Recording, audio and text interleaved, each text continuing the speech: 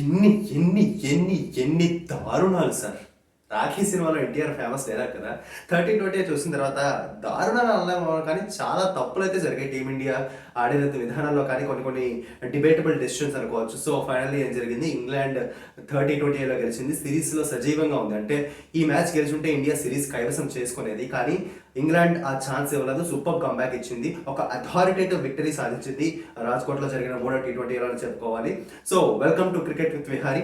India versus England 30-20 ఎలా జరిగింది, మనం ఎక్కడ వెనకబడ్డాం, ఎక్కడ తప్పులు చేసాం అనేది నాకు అనిపించిన విషయాలు ఈ వీడియోలో షేర్ చేసుకుందాం. వీడియోలోకి వెళ్లే ముందు ఎప్పటిలాగా ఒక రిక్వెస్ట్, ఛానల్ ఫస్ట్ టైం చూస్తున్నారా అయితే లైక్ చేయండి, సబ్స్క్రైబ్ చేయండి, మీ క్రికెట్ ఫ్రెండ్స్ ఆ సర్కిల్ అందరిలోకి షేర్ చేయండి. So let's get it the video. మళ్ళీ టాస్ మననే భరించింది. సూర్యకుమార్ యాదవ్ తనకు అచ్చొచ్చినట్టుగానే టాస్ గెలిచాడు, మళ్ళీ అచ్చొచ్చినట్టుగానే బౌలింగ్ ఎంచుకున్నాడు. సో బౌలర్లు అయితే వాళ్ళ జాబ్ డెలివర్ చేశారు, వాళ్ళ మీద ఉన్న ప్రామిస్ అండ్ నమ్మకాన్ని డెలివర్ చేశారని చెప్పుకోవాలి. ముఖ్యంగా వరుణ్ చక్రవర్తి చక్రం చక్రం తిప్పేశాడు, విష్ణు చక్రం. అసలు ఎన్నిసార్లు చెప్పుకున్నాం, మొదట ఫస్ట్ T20లో కూడా ఇదే పదాలు వాడాను నేను. అండ్ చాలా యాప్ట్ అనిపిస్తుంది. తాను సెకండ్ ఫేజ్ ఆఫ్ తన T20 కెరియర్లో ఎదిగిన విధానం కానీ, తాను బౌలర్గా డెవలప్ చేసుకున్న విధానం అయితే ఖచ్చితంగా కమెండబుల్, అప్రిషియబుల్ అనమాట. తన వేరియేషన్స్ కానీ, తన లెంత్స్ లైన్స్ చాలా వర్క్ చేశాడు. హ్యాండ్ నుంచి వచ్చే వేరియేషన్స్ బ్యాటర్లు ఎవ్వళ్ళు పిక్ చేయలేకపోతారు అనమాట. అంతగా తన స్కిల్స్ మీద వర్క్ చేసుకొని దాన్ని మంచిగా ఇంప్లిమెంట్ చేస్తున్నాడు. స్కిల్స్ మీద వర్క్ చేసుకోవడం, స్కిల్స్ పెంచుకోవడమే కాదు, at the same time international స్టేజ్లో ఇంత హై ప్రెషర్ గేమ్స్లో వేల మంది కోట్ల మంది చూస్తుండగా వాటిని ఎగ్జిక్యూట్ చేయడం కూడా అంతే ముఖ్యం. వరుణ్ చక్రవర్తి ఈ సెకండ్ ఫేజ్ ఆఫ్ ఇన్నింగ్స్లో, తన సెకండ్ ఫేజ్ ఆఫ్ కెరియర్లో అది చాలా బాగా చేస్తున్నాడు అనమాట. ఈ మ్యాచ్లో 5 వికెట్లు సాధించాడు, 5 for 24 తన ఫిగర్స్ అనమాట. ఈ మ్యాచ్లో ఇంగ్లాండ్తో మిడిల్ ఆర్డర్ని ఒక డిమాలిష్ చేసి పారేశాడు, ఇంగ్లాండ్ మిడిల్ ఆర్డర్ని. కానీ అంత మంచి పర్ఫార్మెన్స్ తర్వాత ఇంగ్లాండ్ 16 ఓవర్లు అయ్యేసరికి 127 for 8 వికెట్లు పోయాయి. ఇంకా 8 కాదు 8. ఎందుకో ఈ లెక్కల్లో కొంచెం కూర ఉన్నట్టున్నాను, వేళ్ళు నా మాట వినట్లేదు, మాటకి వేళ్ళకి సంబంధం లేకుండా పోతుంది. So back to the topic. 16 ఓవర్లలో 127 for 8 వికెట్లు. ఇంకా 2 వికెట్లు ఉన్నాయి కదా, మహా అయితే 150 చేస్తారేమో, ఆ 2 వికెట్లు కూడా తొందరగా తీసేస్తే 20 ఓవర్లు కూడా ఆడరేమో అని అనుకున్నారు అంతా. కానీ అది జరగలేదు. ఏం జరిగింది, 20 ఓవర్లో ఆడేశారు, కానీ 17వ ఓవర్లో గేమ్ చేంజింగ్ ఓవర్. అది మ్యాచ్ ఎండ్ అయ్యేసరికి తెలిసింది 17వ ఓవరే గేమ్ చేంజింగ్ అని. ఎందుకు, రవి బిష్నాయ్ బౌలింగ్లో లియామ్ లివింగ్స్టన్ 3 సిక్స్లు కొట్టేశాడు ఆ ఓవర్లో, 3 సిక్స్లు. అవి మ్యాచ్ చేంజింగ్, మ్యాచ్ డిటర్మిన్ చేశారనమాట ఆ సిక్సెస్ అయితే. సో చాలా ఇంపాక్ట్ చూపించింది ఫైనల్ అవుట్కమ్ మీద. సో ఆ సిక్స్ల సహాయంతో తర్వాత లివింగ్స్టన్ అవుట్ అయినా సరే లోవర్ ఆర్డర్లో ఉన్న బౌలర్లు కూడా చెరో 10 రన్లు చేసి స్కోర్ను 170 దాటించారు. సో 170 కూడా మంచి స్కోరే, మన బ్యాటర్ అందరూ ఫామ్లో ఉన్నారు, ఎక్స్ప్లోజివ్ ఆర్డర్ ఉంది కదా అనుకున్నాం. కానీ అంత ఈజీగా జరగలేదు అనమాట. ఇంగ్లాండ్ పేసర్లు కానీ, స్పిన్నర్లు కానీ ఈ పిచ్ స్లోనెస్ని బాగా యూటిలైజ్ చేసుకున్నారు. పిచ్ ఏంటంటే కాస్త స్లోగా ఉంది, వాళ్ళ పేసర్లు ఏమో ఆఫ్ పేస్ వేస్తున్నారు, అంటే పేస్ తగ్గించి వేస్తున్నారు, కటర్లు వేస్తున్నారు.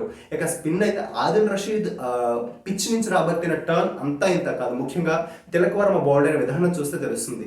లైక్ దగ్గర 5 degrees పైగా టర్న్ అనమాట. తిలక్ వర్మ లెఫ్ట్ హ్యాండర్ కదా, తనకు ఆఫ్ స్టంప్ బయట బాగా పడి లోపలికి వచ్చి ఆల్మోస్ట్ లెగ్ స్టంప్ తగిలింది అనమాట బౌల్డ్ అయిన విధానం.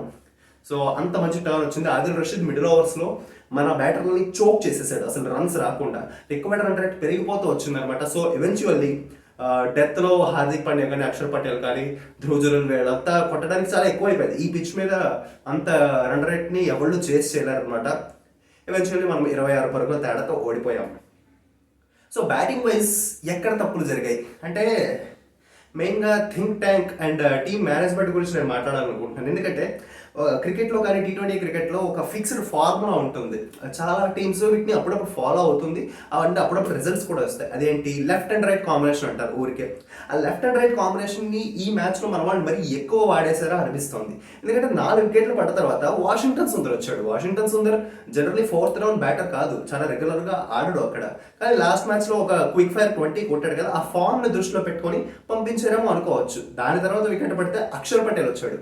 వీళ్ళిద్దరు ఎవరికన్నా ముందు వచ్చారు, ధ్రువ్ జురెల్ రాజస్థాన్ రాయల్స్ కి మిడిల్ ఆర్డర్లో 3rd down and 4th down ఆ ప్లేస్లో ఆడతాడు. అండ్ తనని ఈసారి 14 కోట్లకు రిటైన్ కూడా చేసుకున్నారు. అంత నమ్మకం ఉంచారు. అఫ్కోర్స్ అది ఆ ఫ్రాంచైజీ నమ్మకం.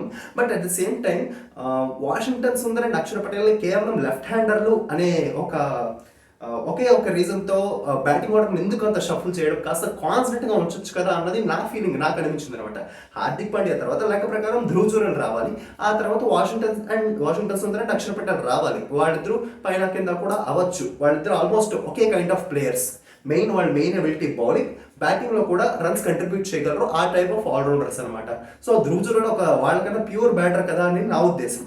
ఇప్పుడు మ్యాచ్ అయింది కదా, ఓడిపోయాం కదా, అందుకే ఇన్ని విషయాలు మాట్లాడుకుంటున్నాం అని అనుకోవచ్చు. బట్ చెప్పాను కదా, ఆ లెఫ్ట్ అండ్ రైట్ కాంబినేషన్ గురించి మరి ఎక్కువ ఆలోచించి చేంజెస్ చేసేసి ఏదో మాస్టర్ స్ట్రోక్ అని ప్రూవ్ చేసుకోవాలని టీమ్ మేనేజ్మెంట్, ముఖ్యంగా హెడ్ కోచ్ గౌతమ్ గంభీర్ ఈ లెఫ్ట్ అండ్ రైట్ కాంబినేషన్ గురించి గతంలో కూడా తన స్ట్రాటజీలని చాలా మంది విమర్శించారు. లైక్ ఎందుకు అనవసరం కదా, మ్యాచ్ గెలిచామో ఓడామో అన్నది పక్కన పెడితే మ్యాచ్ సిచ్యువేషన్ తగ్గట్టుగా బ్యాటర్లను పంపించచ్చు కదా.